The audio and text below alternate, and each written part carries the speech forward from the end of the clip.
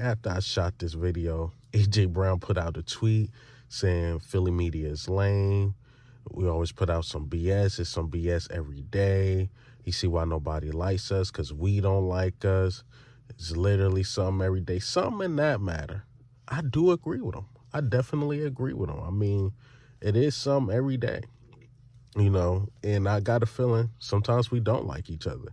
Craig Carlton, a Giants guy, put out something. We could have left it at that. But Derek Gunn and all this other people put out stuff, and it's just making us look bad. It's making the team look bad. And it seemed like A.J. Brown is calling cap on Derek Gunn again. I don't know. I don't know if it's cap or not, but A.J. Brown is definitely speaking facts, and I can't get mad at it. Can't get mad at it. So, salute to A.J. Brown, always speaking his mind.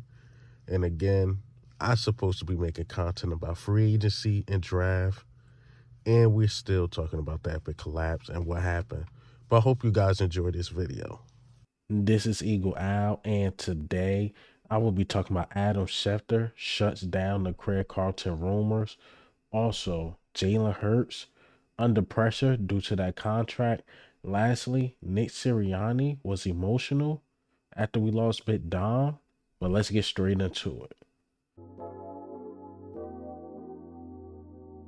All right, so let's get straight into it, man. Craig Carlton called cap. It was all cap because Adam Schefter was asked about what Craig Carlton basically said on his show, and this is what Adam Schefter had to say.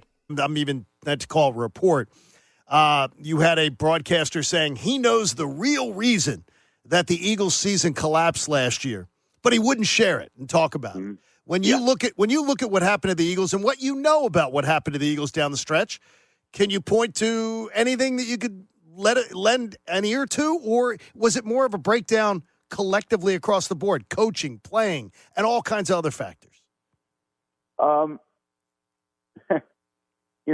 by the way, I don't even know if the National Enquirer would write something like that. We agreed at the beginning of today's show that it was a capital B bullcrap, but that's where we were.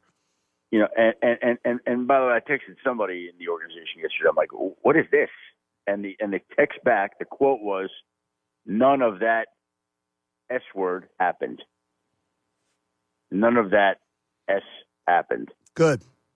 Now, I don't know. I'm just telling you that, and that's what qualifies, as a report. You can just go say whatever you want, and it gets clicks, and people hear about it.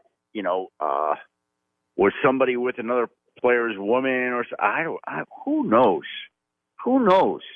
I'm just telling you, somebody in the organization, was pretty adamant yesterday. None of that happened. Look, I think people are looking for a reason that their season went south, and I just think that they got blown out at home by the Niners. The season from there unraveled. They never were able to get it together. It was injuries. It was chemistry. It was confidence. It was momentum. It was all those things. Was somebody sleeping with somebody else's woman? Maybe. I don't know. As you see, it was all cap. It was all cap. He stirred up something. He got the headlines. He probably had people watching his show. But at the end of the day, he came up with some, got the views, got the clicks, but it was all cap. Everybody basically know what happened in the locker room. What was going on in the locker room is that coaches versus players. I think the players didn't like the play calling, and the coaches were demanding too much. And not only that, the coaches did not know how to adjust because they was inexperienced, and that speaks on why we hire like a Kellen Moore or Vic Fangio, experienced guys who can't adjust.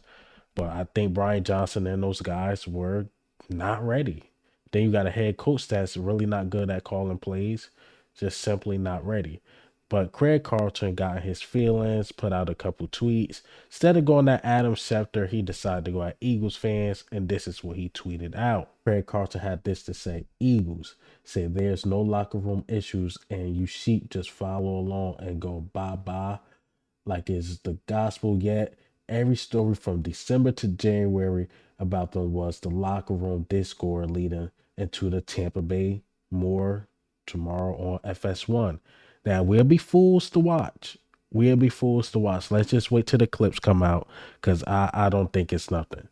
Then he put out this how you know this dude in his feelings, 2 straight tweets.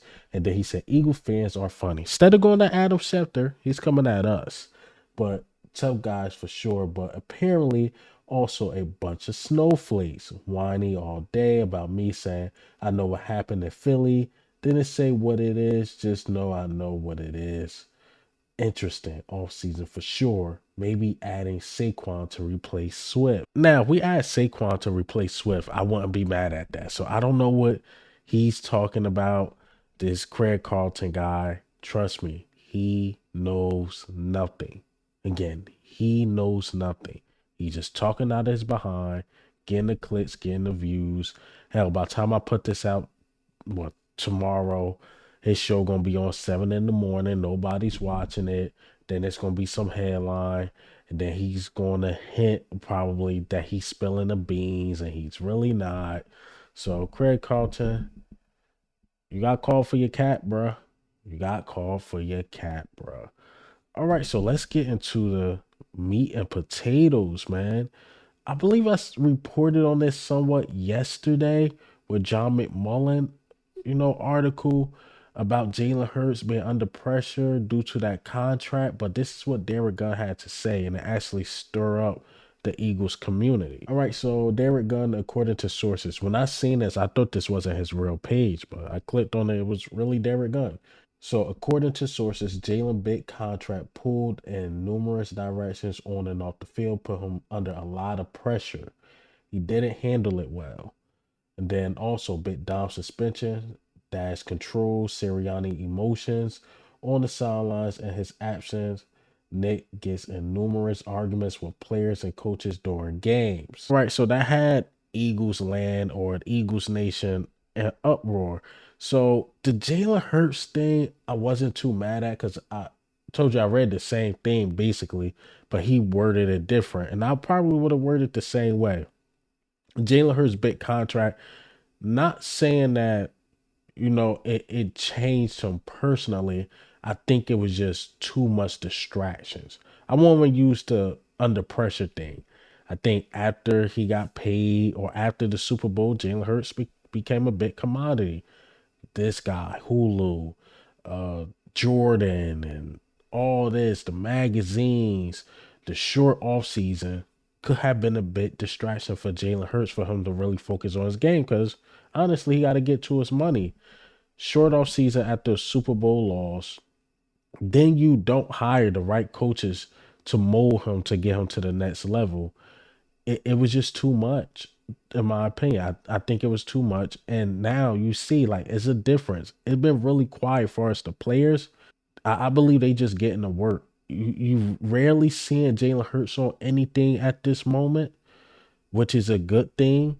But I think the distractions, going into 2023 probably was a lot. I can see that.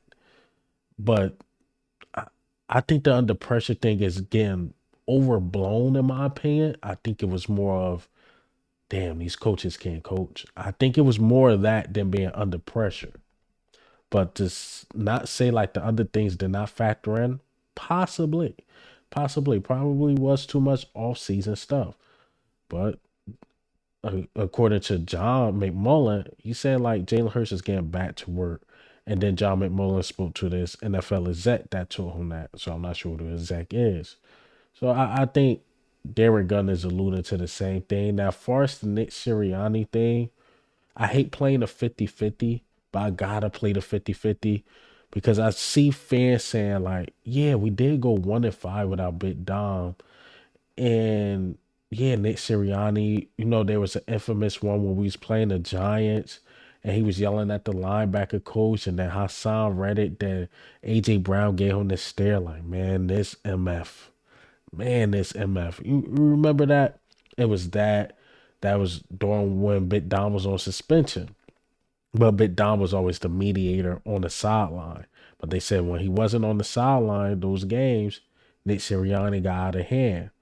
But then you see other fans make another point. Shout out to Thomas Mott. He put this out like, well, the big arguments that were quote unquote quote on camera. Remember the Vikings won, then the Rams won. It was two in the Rams won. We actually won that game.